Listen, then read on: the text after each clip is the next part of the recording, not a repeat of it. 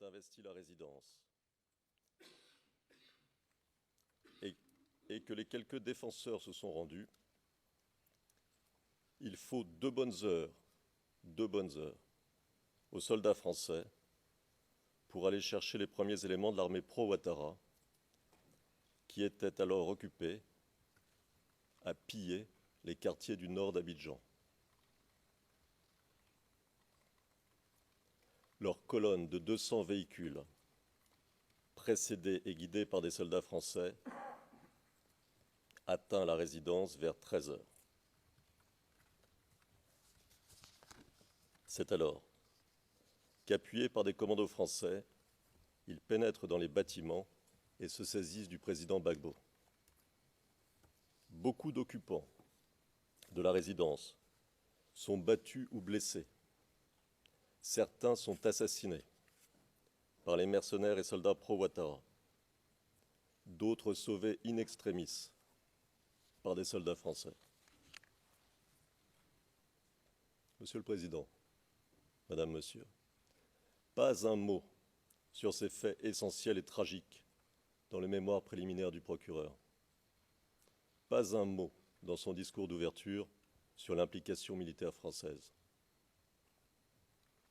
Pas un mot sur cette colonne de 200 véhicules militaires et plus généralement sur l'armée de combattants et mercenaires pro-Ouattara qui avait déferlé à Abidjan en provenance du nord du pays dans les jours précédant la prise de la résidence présidentielle.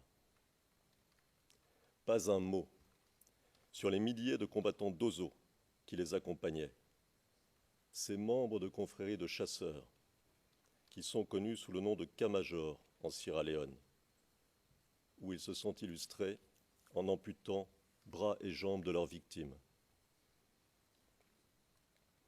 Pas un mot sur les centaines de combattants et mercenaires pro-Ouattara, 500 ou 600 d'après les responsables rebelles eux-mêmes, cantonnés depuis septembre 2010 dans le complexe de l'hôtel du Golfe en plein cœur d'Abidjan. Ils constituaient pourtant la force armée la plus importante présente à Abidjan pendant la crise, si l'on met de côté l'armée française.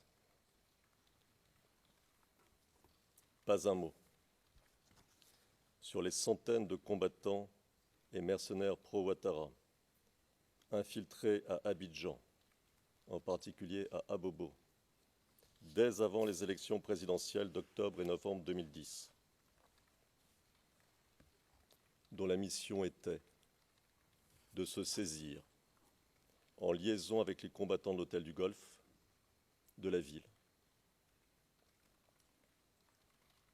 Pas un mot des incidents violents auxquels furent mêlés ces milliers de combattants de novembre 2010 à avril 2011. Comment alors comprendre le déroulé des événements sur lesquels le procureur vous demande de vous prononcer s'il en a fait disparaître les principaux protagonistes? Comment comprendre la bataille d'Abidjan si l'on tait le rôle essentiel qui ont joué les forces armées et les mercenaires pro-Ouattara et l'armée française? Comment pourriez-vous vous prononcer sur la responsabilité des protagonistes si aucun élément d'information ne vous est donné? C'est un peu comme si l'on vous demandait de juger des événements marquants de la guerre de Corée en faisant disparaître du récit les armées chinoises et américaines. Et surtout, pourquoi ces silences? D'abord, vous constaterez que réintroduire les vrais protagonistes dans le récit de la bataille d'Abidjan en change le sens et conduit à une lecture très différente des 4 incidents sur lesquels le procureur fonde ses accusations. Par exemple, Si l'on prend la manifestation du 16 décembre 2010, l'on s'aperçoit que les films tournés à l'époque, les photos, tous les éléments objectifs dont nous disposons prouvent que, contrairement au dire du procureur, il ne s'agissait pas d'une marche pacifique, mais bien d'une attaque planifiée par les chefs de guerre pro-Ouattara et par Alassane Ouattara lui-même, afin de se saisir du pouvoir par la force. Les combattants et mercenaires pro-Ouattara ont attaqué les forces de l'ordre de plusieurs côtés à la fois. De l'hôtel du Golfe, en ce qui concerne les soldats rebelles en tenue, mais aussi de points de rassemblement situés dans différents quartiers d'Abidjan, pour les mercenaires en civil, se cachant derrière des manifestants instrumentalisés, transformés en boucliers humains. Les combats, documentés, ont été violents. Et ce sont les forces de l'ordre, sur la défensive, qui en ont payé le prix le plus lourd. Plus généralement, examiner le rôle des vrais protagonistes de la bataille d'Abidjan condamne la logique à laquelle obéit le narratif du procureur. Selon le procureur, les unités de l'armée nationale ivoirienne et de la police se seraient livrées au lendemain des élections à des opérations violentes contre des civils dans le but de terroriser la population et de permettre ainsi le maintien au pouvoir du président Gbagbo. Ces opérations auraient été rendues possibles du fait, d'après le procureur, d'une prétendue solidarité ethnique liant certains responsables militaires et politiques ivoiriens.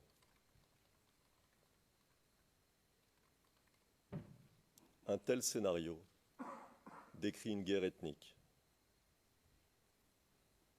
Rien de plus faux, rien de plus éloigné de la réalité ivoirienne.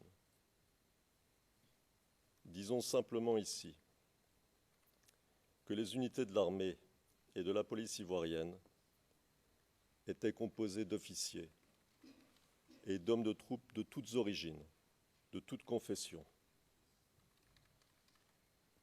Ils luttaient contre des fauteurs de troubles, mais d'abord et avant tout contre une invasion étrangère.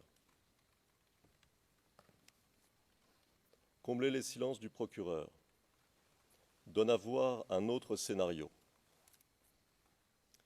Si ce sont les forces de sécurité qui étaient attaquées, tout le récit du procureur s'écroule, et les preuves en ce sens sont innombrables. Si ce sont les forces de sécurité qui tentaient de protéger les populations, alors le récit du procureur s'écroule. Si ce sont des groupes d'assaillants organisés militairement et lourdement armés qui lançaient des attaques et qu'une stratégie visant la prise du pouvoir par la force est discernable, alors le récit du procureur s'écroule. Si ces groupes de soldats et mercenaires ont été, dès avant les élections, infiltrés à Abidjan, pour certains, transférés à l'hôtel du Golfe, pour d'autres, organisés dans le nord du pays, en vue de l'assaut final, pour les derniers, alors la préméditation est avérée.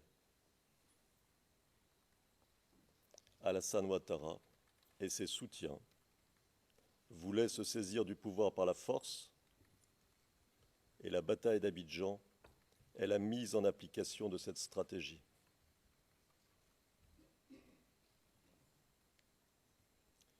Peut-être, en les faisant disparaître du récit, veut-on faire oublier que l'armée de combattants pro-Ouattara, venue du Nord, à la fin du mois de mars 2011, avait laissé derrière elle un sillage de sang, commettant des massacres innombrables. Peut-être veut-on faire oublier qu'à leur arrivée à Abidjan, ces soldats s'étaient livrés à toutes sortes de crimes contre la population, dont des viols massifs. Peut-être veut-on faire oublier les crimes, les pillages et les viols dont s'étaient aussi rendus coupables à Abidjan, dès décembre 2010, soldats et mercenaires pro-Ouattara. Surtout,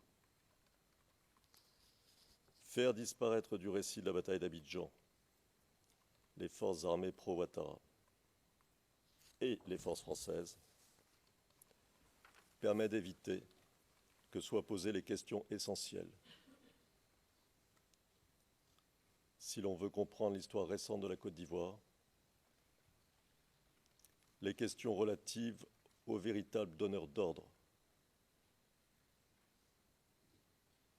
dont les réponses vous permettraient de saisir les véritables tenants et aboutissants de la crise ivoirienne. Il est intéressant, par exemple, de savoir qu'une campagne de recrutement de mercenaires a été lancée au Burkina Faso au début de l'année 2010.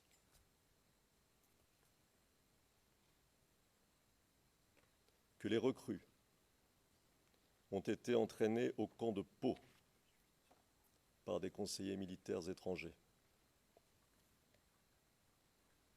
Que ces recrues ont été transférées dans le nord de la Côte d'Ivoire, où elles ont été militairement organisées et armées, malgré l'embargo édicté par les Nations Unies. Que parallèlement, soldes et butins ont été promis à des chefs d'OSO en échange de leur soutien à l'offensive militaire que les pro-Ouattara préparaient.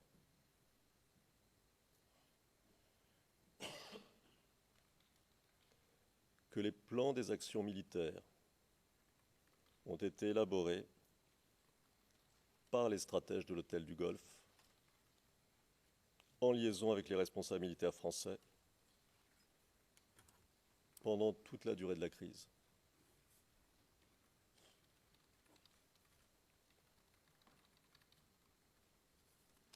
Qu'une noria d'avions militaires français a livré des armes lourdes aux combattants pro-Ouattara dans le nord de la Côte d'Ivoire en février et mars 2011, toujours en violation de l'embargo édicté par les Nations Unies. Que ce sont les forces spéciales françaises qui ont préparé et organisé l'offensive de mars 2011, nettoyant le terrain devant les forces pro-Ouattara. N'est-il pas hautement révélateur que le procureur ne compte appeler aucun témoin français,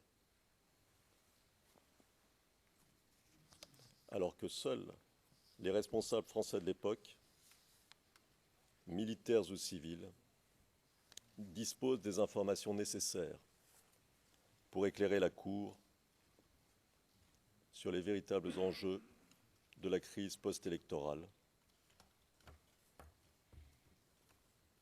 sur la stratégie suivie par les forces pro-Ouattara afin de délégitimer le président Gbagbo et de se saisir du pouvoir par la force, et plus généralement sur les réels mobiles des différents protagonistes. Comment espérer faire comprendre à votre cour la crise post-électorale et les événements tragiques de l'époque si l'on n'appelle pas à témoigner les acteurs principaux?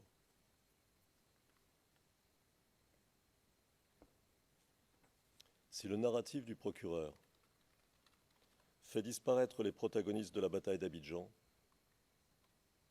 c'est qu'il répond à une logique différente de celle qui commande une enquête sérieuse et impartiale.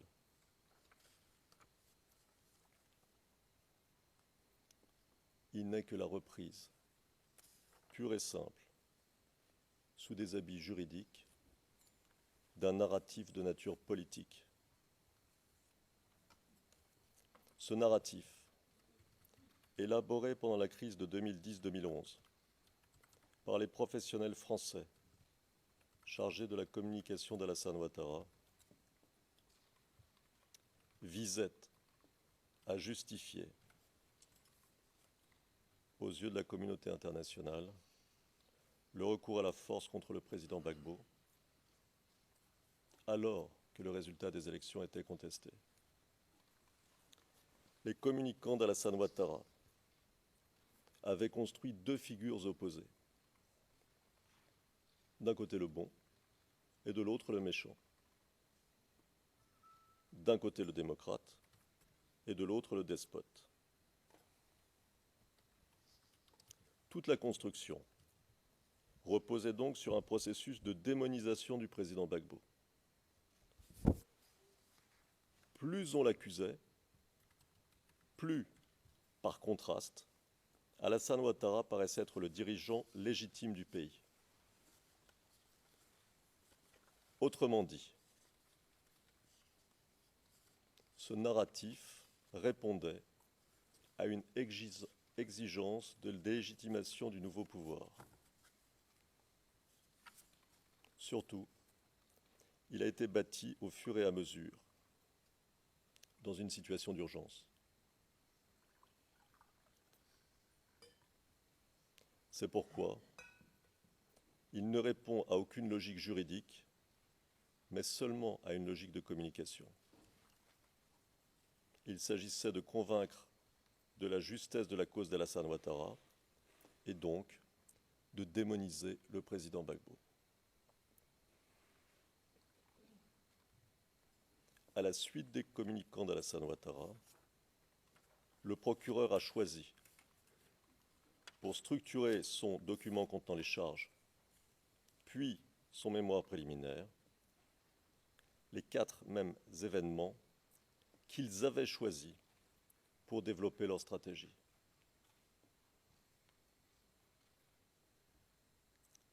Ces événements ont constitué autant de tournants dans la crise post-électorale ivoirienne, autant d'étapes dans la délégitimation au plan international du gouvernement du président Gbagbo, et parallèlement, autant de pas en avant dans l'engagement de la France dans le conflit. La prétendue répression lors de l'attaque de la RTI en décembre 2010 a entraîné au plan international la condamnation du régime du président Gbagbo. Les allégations concernant la manifestation des femmes au début du mois de mars 2011 ont entraîné l'immédiate suspension des négociations de paix en cours. La France ne voulait pas d'une paix négociée. Le bombardement allégué du marché d'Abobo le 17 mars 2011, a conduit à l'adoption, quelques jours après, de la résolution 1975 du Conseil de sécurité et au déclenchement immédiat de l'offensive terrestre préparée en sous-main depuis longtemps par les forces françaises. Et que dire des accusations concernant des combats à Yopougon après la chute du président Gbagbo? Elles permettent d'occulter les rafles, les violations systématiques des droits de l'homme et les viols si nombreux commis après leur victoire par les forces pro-Ouattara. Ces 4 événements, Monsieur le Président, Madame, Monsieur, donnent donc à lire un récit, à croire en une histoire qui légitime ceux qui sont au pouvoir aujourd'hui. Ils peignent à grands traits un camp du mal et un camp du bien.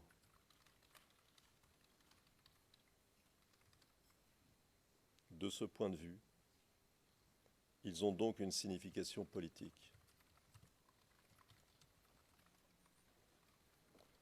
Plutôt que de vérifier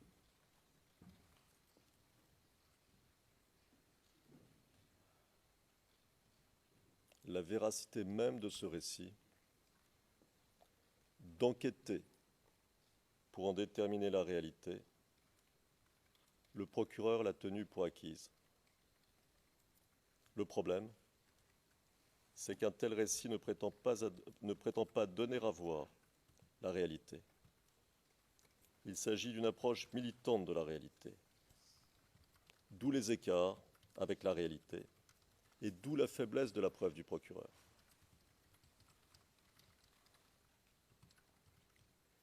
Les failles de ce scénario bancal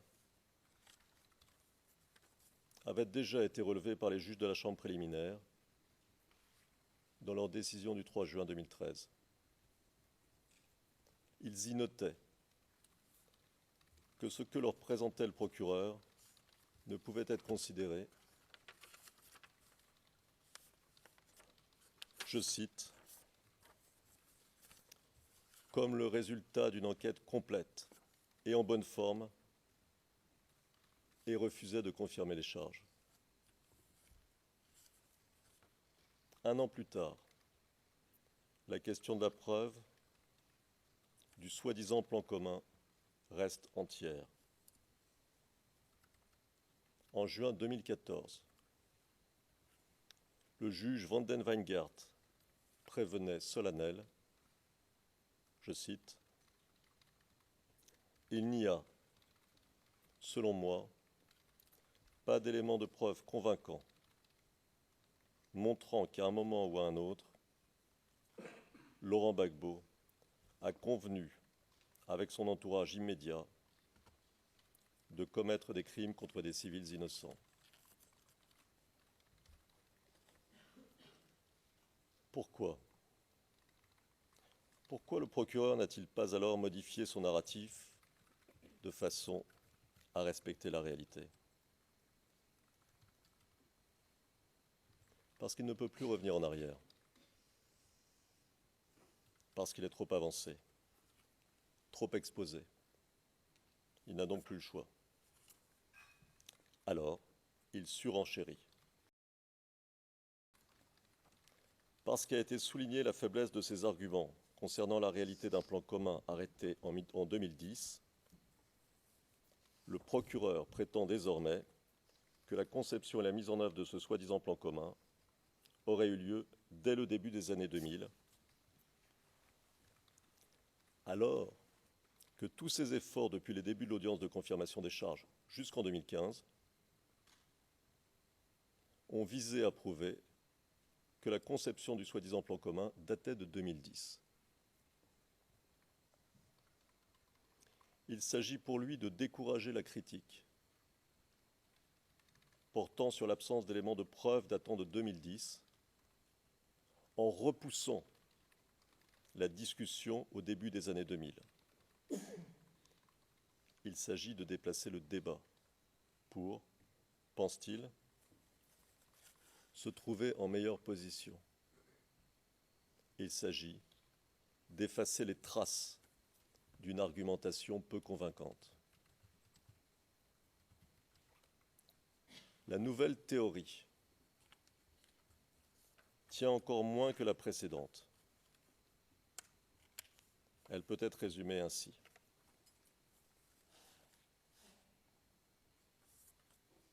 Le président Gbagbo et ses proches, dont vous noterez que le procureur ne donne jamais une liste précise, auraient constitué un groupe partageant les mêmes objectifs et, agissant de concert, auraient confisqué le pouvoir dès le début des années 2000. Pour le garder, ils auraient mis en œuvre une politique d'intimidation de l'opposition. Lorsqu'il déroule cet argumentaire, le procureur empile contre-vérité sur contre-vérité. Qu'il nous suffise de rappeler ici que, dès son élection, le président Gbagbo n'a eu de cesse de réunir autour de lui les Ivoiriens et leurs représentants pour que les décisions cruciales quant à l'avenir du pays soient prises d'un commun accord. L'union était pour lui la condition d'un avenir commun, la condition de la construction d'un véritable État démocratique, la condition du renforcement des institutions. De son élection à sa chute, pas un gouvernement qui n'ait compté des ministres de l'opposition politique, et même des ministres issus de la rébellion armée à partir de mars 2003. Par exemple, l'une des figures les plus importantes de la rébellion, Guillaume Soro, a été nommé Premier ministre en 2007. Dans ces conditions, lorsque l'on entend le procureur expliquer que le gouvernement aurait, entre 2002 et 2006, décidé d'attaques contre l'opposition politique, alors que justement cette opposition siégeait au gouvernement, avouez qu'il y a de quoi être surpris. Mais des contradictions de son discours, le procureur n'accure. Les faits prouvent que le président Gbagbo aura tout fait pour parvenir à partir de 2002 à la réunification du pays, à la réinstauration de l'état de droit dans le nord du pays et à la réconciliation nationale. Mais de la politique d'ouverture du président Gbagbo, le procureur ne souffle mot. Les maîtres du nord du pays s'engageaient à désarmer de manière à ce que puissent se tenir des élections dans tout le pays. Mais bien qu'ils aient renouvelé cet engagement à de multiples reprises, devant la communauté internationale, ils n'ont jamais désarmé. Pourquoi l'auraient-ils fait d'ailleurs? Les armes, leurs armes, étaient la clé de leur pouvoir et le moyen qu'ils avaient trouvé pour s'enrichir aux dépens des populations. De la violation de leurs engagements par les rebelles, le procureur ne souffle mot. Ces 4 événements, Monsieur le Président, Madame, Monsieur, donnent donc à lire un récit, à croire en une histoire qui légitime ceux qui sont au pouvoir aujourd'hui. Ils peignent, à grands traits, un camp du mal et un camp du bien.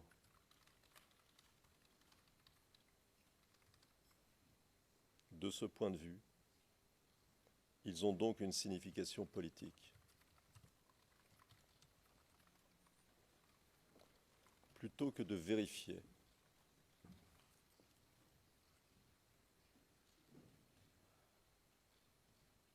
la véracité même de ce récit,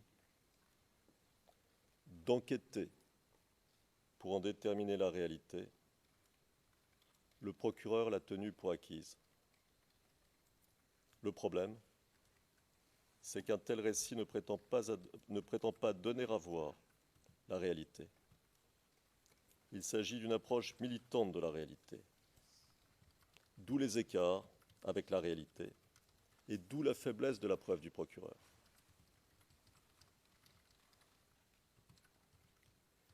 Les failles de ce scénario bancal avaient déjà été relevées par les juges de la Chambre préliminaire dans leur décision du 3 juin 2013. Ils y notaient que ce que leur présentait le procureur ne pouvait être considéré, je cite, comme le résultat d'une enquête complète et en bonne forme, et refusait de confirmer les charges. Un an plus tard, la question de la preuve du soi-disant plan commun reste entière. En juin 2014, le juge Van den Wijngaard prévenait Solennel, je cite, « Il n'y a, selon moi, pas d'éléments de preuve convaincants montrant qu'à un moment ou à un autre, Laurent Gbagbo a convenu avec son entourage immédiat de commettre des crimes contre des civils innocents. » Pourquoi ? Pourquoi le procureur n'a-t-il pas alors modifié son narratif de façon à respecter la réalité ? Parce qu'il ne peut plus revenir en arrière. Parce qu'il est trop avancé, trop exposé. Il n'a donc plus le choix. Alors, il surenchérit. Parce qu'a été soulignée la faiblesse de ses arguments concernant la réalité d'un plan commun arrêté en 2010, le procureur prétend désormais que la conception et la mise en œuvre de ce soi-disant plan commun auraient eu lieu dès le début des années 2000, alors que tous ces efforts depuis les débuts de l'audience de confirmation des charges jusqu'en 2015 ont visé à prouver que la conception du soi-disant plan commun datait de 2010. Il s'agit pour lui de décourager la critique portant sur l'absence d'éléments de preuve datant de 2010 en repoussant la discussion au début des années 2000. Il s'agit de déplacer le débat pour, pense-t-il, se trouver en meilleure position. Il s'agit d'effacer les traces d'une argumentation peu convaincante. La nouvelle théorie tient encore moins que la précédente. Elle peut être résumée ainsi.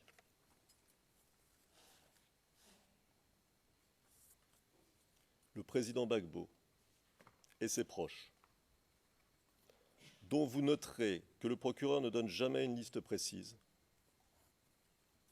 auraient constitué un groupe partageant les mêmes objectifs et, agissant de concert, auraient confisqué le pouvoir dès le début des années 2000.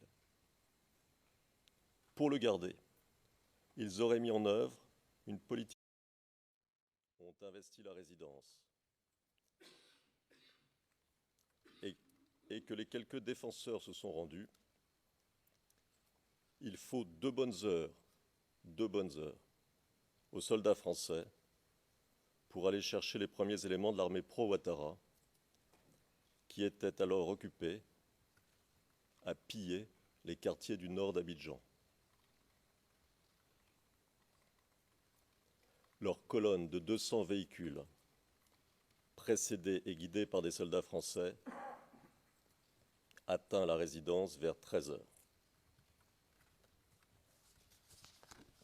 C'est alors qu'appuyés par des commandos français, ils pénètrent dans les bâtiments et se saisissent du président Gbagbo.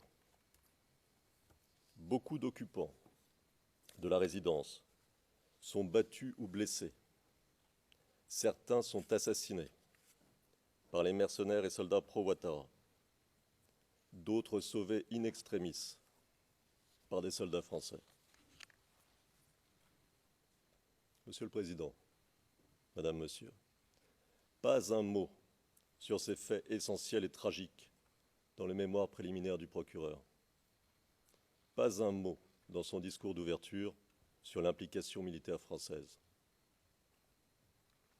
Pas un mot sur cette colonne de 200 véhicules militaires et plus généralement sur l'armée de combattants et mercenaires pro-Ouattara qui avait déferlé à Abidjan en provenance du nord du pays dans les jours précédant la prise de la résidence présidentielle. Pas un mot sur les milliers de combattants d'Ozo qui les accompagnaient, ces membres de confréries de chasseurs qui sont connus sous le nom de Camajor en Sierra Leone, où ils se sont illustrés en amputant bras et jambes de leurs victimes.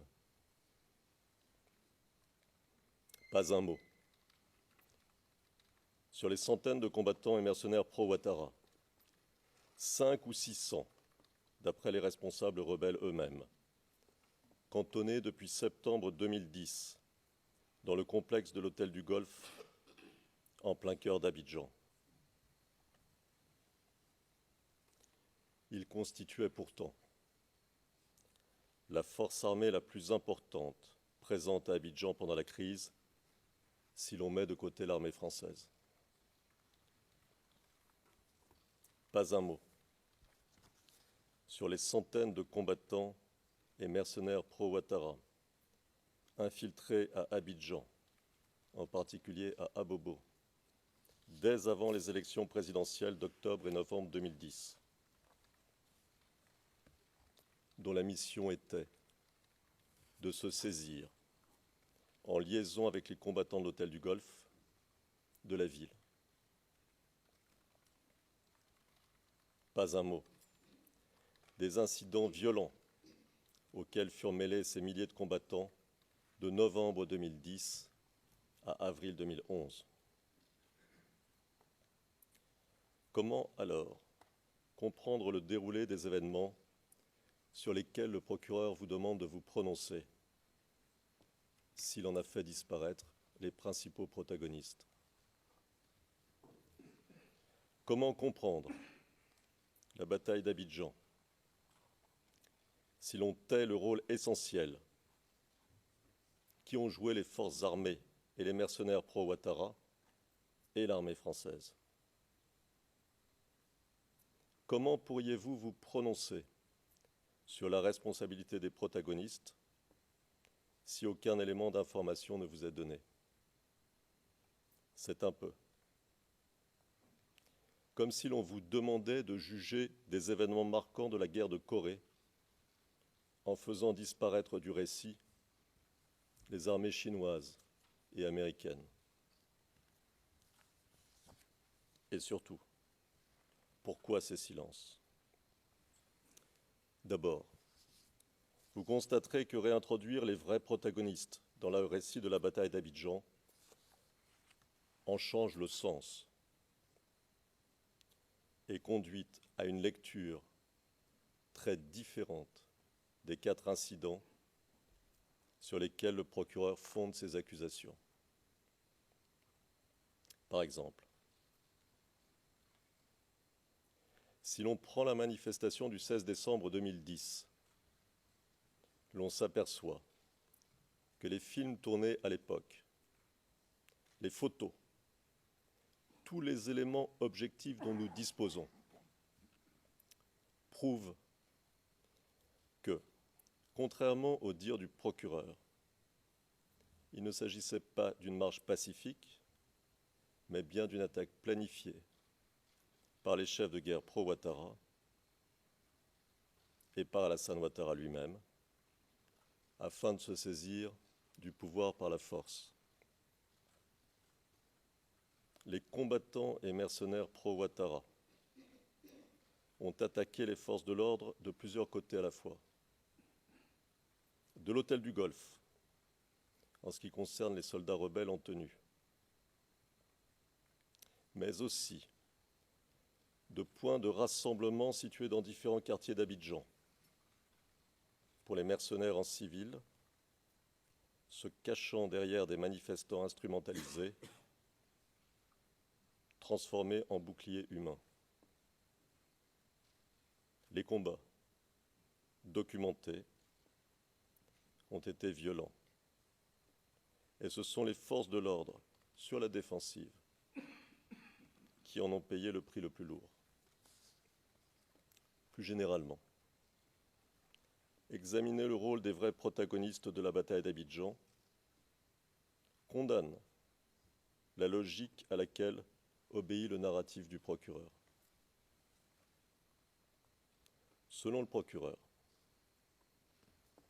les unités de l'armée nationale ivoirienne et de la police se seraient livrées au lendemain des élections à des opérations violentes contre des civils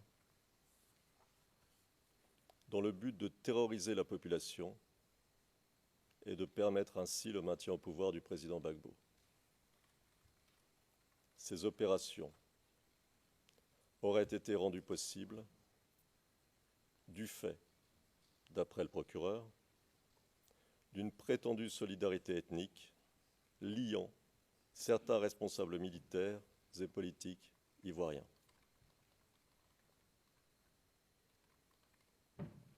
Un tel scénario décrit une guerre ethnique. Rien de plus faux, rien de plus éloigné de la réalité ivoirienne. Disons simplement ici que les unités de l'armée et de la police ivoirienne étaient composées d'officiers et d'hommes de troupes de toutes origines, de toutes confessions. Ils luttaient contre des fauteurs de troubles, mais d'abord et avant tout contre une invasion étrangère. Combler les silences du procureur donne à voir un autre scénario. Si ce sont les forces de sécurité qui étaient attaquées, tout le récit du procureur s'écroule, et les preuves en ce sens sont innombrables. Si ce sont les forces de sécurité qui tentaient de protéger les populations, alors le récit du procureur s'écroule. Si ce sont des groupes d'assaillants organisés militairement et lourdement armés qui lançaient des attaques et qu'une stratégie visant la prise du pouvoir par la force est discernable, alors le récit du procureur s'écroule. Si ces groupes de soldats et mercenaires ont été, dès avant les élections, infiltrés à Abidjan, pour certains, transférés à l'hôtel du Golfe, pour d'autres, organisés dans le nord du pays, en vue de l'assaut final, pour les derniers, alors la préméditation est avérée. Alassane Ouattara et ses soutiens voulaient se saisir du pouvoir par la force, et la bataille d'Abidjan est la mise en application de cette stratégie.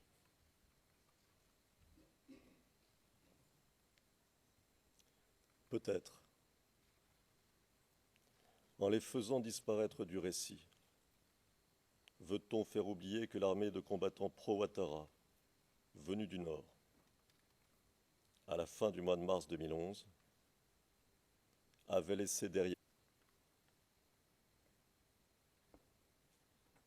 Si le narratif du procureur fait disparaître les protagonistes de la bataille d'Abidjan, c'est qu'il répond à une logique différente de celle qui commande une enquête sérieuse et impartiale.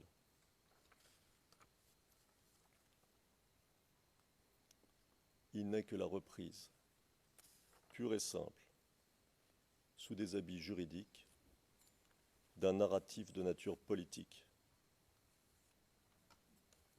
Ce narratif, élaboré pendant la crise de 2010-2011 par les professionnels français chargés de la communication d'Alassane Ouattara, visait à justifier, aux yeux de la communauté internationale, le recours à la force contre le président Gbagbo, alors que le résultat des élections était contesté.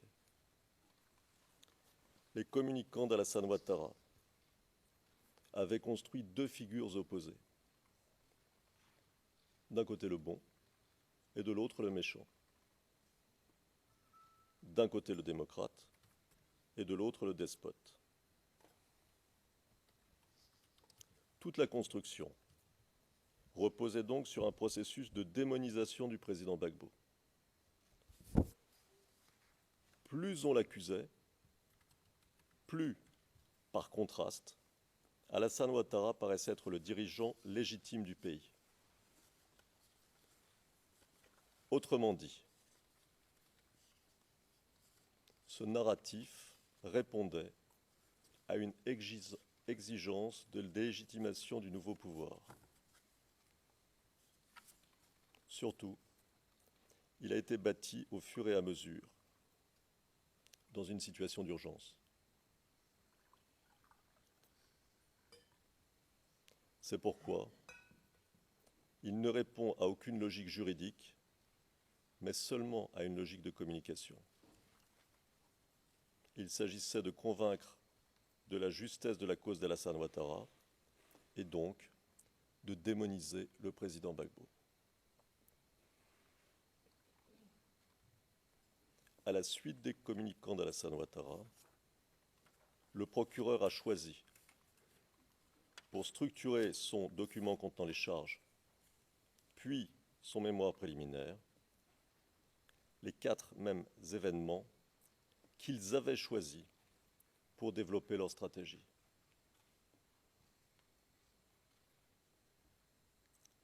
Ces événements ont constitué autant de tournants dans la crise post-électorale ivoirienne, autant d'étapes dans la délégitimation au plan international du gouvernement du président Gbagbo, et parallèlement, autant de pas en avant dans l'engagement de la France dans le conflit. La prétendue répression lors de l'attaque de la RTI en décembre 2010 a entraîné au plan international la condamnation du régime du président Gbagbo. Les allégations concernant la manifestation des femmes au début du mois de mars 2011 ont entraîné l'immédiate suspension des négociations de paix en cours.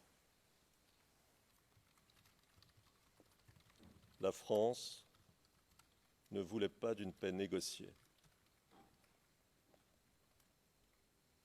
Le bombardement allégué du marché d'Abobo le 17 mars 2011 a conduit à l'adoption, quelques jours après, de la résolution 1975 du Conseil de sécurité et au déclenchement immédiat de l'offensive terrestre préparée en sous-main depuis longtemps par les forces françaises.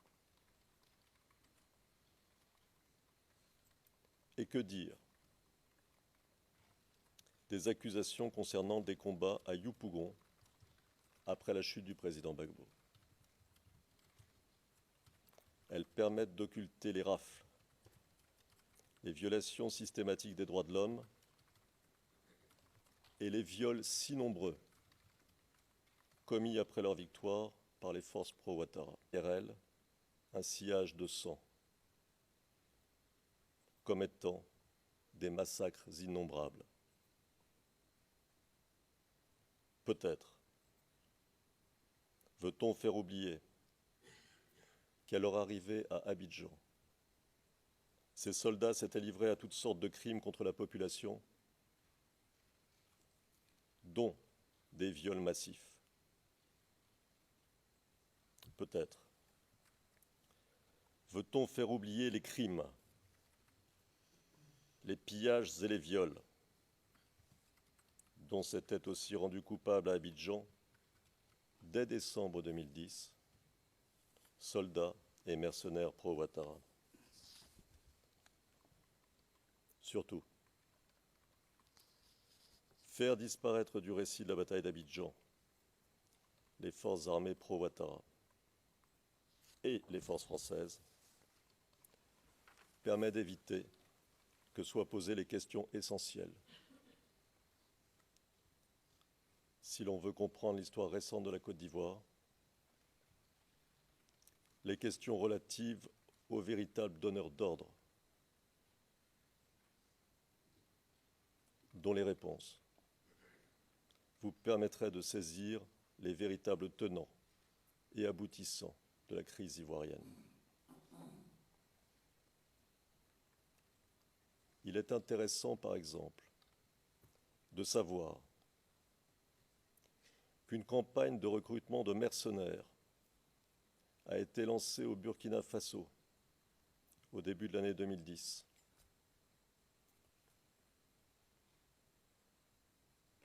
Que les recrues ont été entraînés au camp de Pau par des conseillers militaires étrangers. Que ces recrues ont été transférées dans le nord de la Côte d'Ivoire, où elles ont été militairement organisées et armées, malgré l'embargo édicté par les Nations Unies. Que parallèlement, soldes et butins ont été promis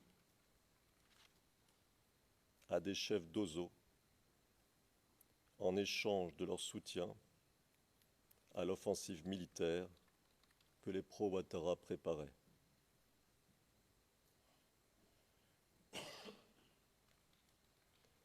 Que les plans des actions militaires ont été élaborés par les stratèges de l'hôtel du Golfe, en liaison avec les responsables militaires français, pendant toute la durée de la crise.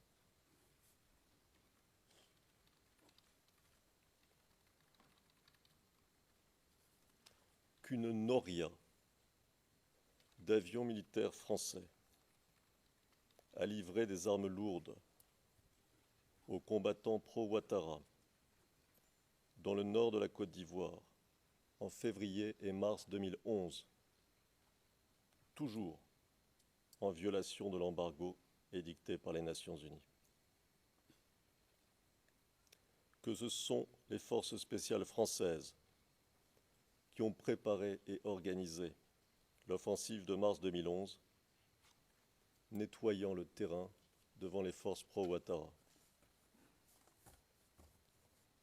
N'est-il pas hautement révélateur